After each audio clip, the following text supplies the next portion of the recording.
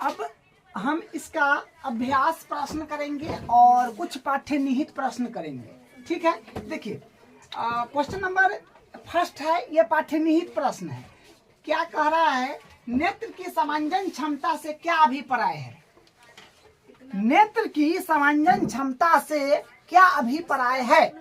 तो देखिए आंसर देखिए, अभिनेत्र लेंस पक्षमाभी पेशियों की सहायता से अपनी फोकस दूरी को समायोजित कर सकता है, जिसे हमें पास एवं दूर रखी वस्तु साफ दिखाई देती है। अभिनेत्र लेंस की यह क्षमता समांजन क्षमता कहलाती है। तो आपको हम थ्योरी में बताए थे कि समांजन क्षमता क्या होता है। अभिनेत्र लेंस पक्षमाभी पेशिया की सहायता से अपनी फोकस दूरी को कम या बेसी करता है, जिसके कारण क्या होता है, दूर की वस्तु और पास की वस्तु जो है हमको साफ दिखाई पड़ता है। तो अभिनेत्र लेंस की यह क्षमता को ही हम लोग समांजन क्षमता कहते हैं। ठीक है, देखिए अगला क्वेश्चन है जो 3 नंबर है, मतलब जो भाषा वाला क्वेश्चन है उसको पहले हम बता दे रहे हैं।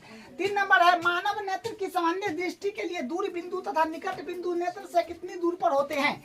तो आपको यह बात भी बताया है कि मानव नेत्र के लिए दूर बिंदु कितना होना चाहिए और नजदीक बिंदु कितना होना चाहिए। तो देखिए निकट बिंदु होना चाहिए 25 सेंटीमीटर और दूर बिंदु होना चाहिए अनंत। ठीक है, चौथा क्वेश्चन है, यह भी पाठ्य निहित प्रश्न है। ठीक है, क्या कह रहा है? अंतिम पंक्ति में बैठे किसी विद्यार्थी को श्याम पट पर पढ़ने में कठिनाई होती है, यह विद्यार्थी किस दृष्टि दोष से पीड़ित है, इसे किस प्रकार संशोधित किया जा सकता है।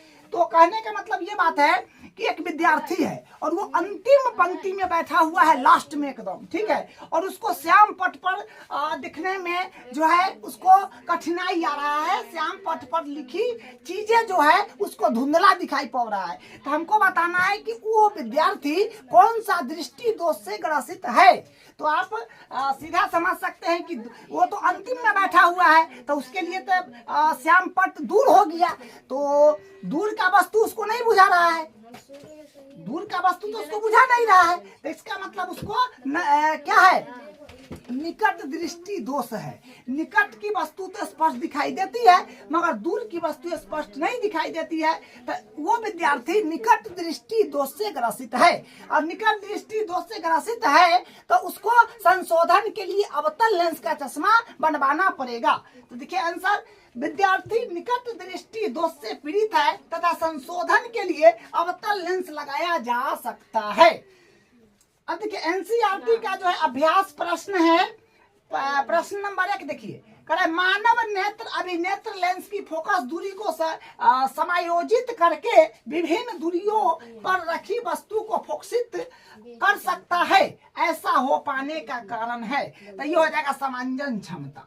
ठीक है, इसका जो होगा राइट ऑप्शन बी हो जाएगा, समांजन क्षमता द्वारा होता है। ठीक है, अगला 2 नंबर क्वेश्चन ऑब्जेक्टिव टाइप है। मानव नेत्र द्वारा किसी वस्तु का प्रतिबिंब बनता है या स्वस्थ नेत्र में प्रतिबिंब बनता है। वही बात है, मानव नेत्र द्वारा किसी वस्तु का प्रतिबिंब बनता है या स्वस्थ नेत्र द्वारा प्रतिबिंब बनता है। तो ये रेटिना पर आपको हम बताए हैं कि मानव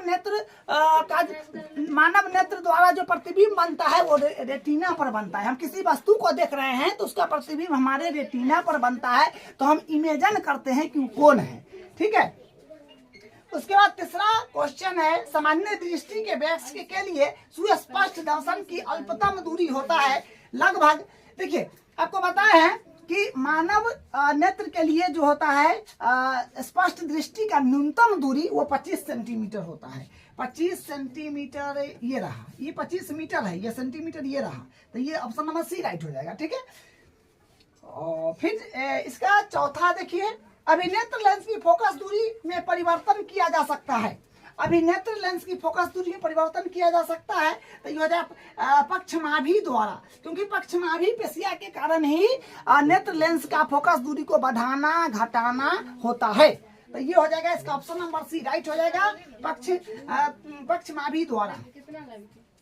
क्वेश्चन नंबर 8 देखिए, सामान्य नेत्र 25 सेंटीमीटर से निकट रखी वस्तु को सुस्पष्ट क्यों नहीं देख पाता है। सामान्य नेत्र 25 सेंटीमीटर से निकट रखी वस्तु को सुस्पष्ट क्यों नहीं देख पाता है।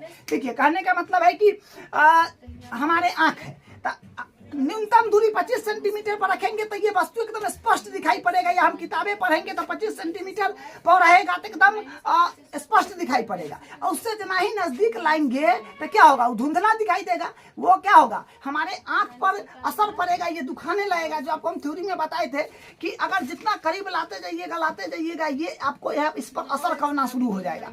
ठीक है, क्यों? क्योंकि हमारे जो मानव नेत्र है, मानव का नेत्र है, वो एक जैलीबद्ध पदार्थ का बना होता है और वो उसका जो है फोकस दूरी एक निश्चित सीमा तक ही बढ़ा सकता है और कमा सकता है। मतलब एक निश्चित सीमा तक ही फोकस दूरी नेत्र का बढ़ेगा और कमेगा, इसलिए ऐसा होता है।